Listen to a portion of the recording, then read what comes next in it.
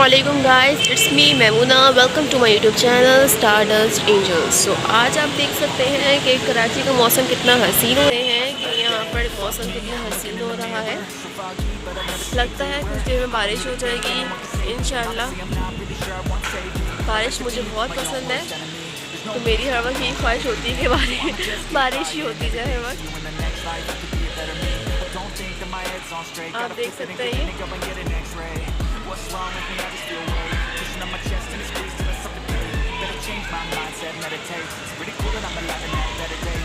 मैं अब कुछ देर में नानी के रहने चली जाऊंगी स्टे करने के लिए। सो आज का हमारा ब्लॉग यहीं पे ख़त्म करते हैं हम। आप लोग भी बहुत इंजॉय करिएगा बारिश में। इंशाल्लाह मिलता है नेक्स्ट वीडियो के साथ। अल्लाह हाफिज़।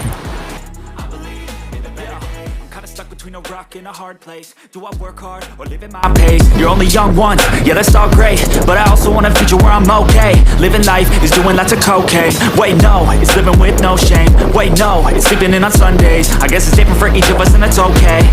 Well I just wanna be happy. How to get there? Glad that you asked me. I think it's different for everyone. Some of us need work, others need fun. Some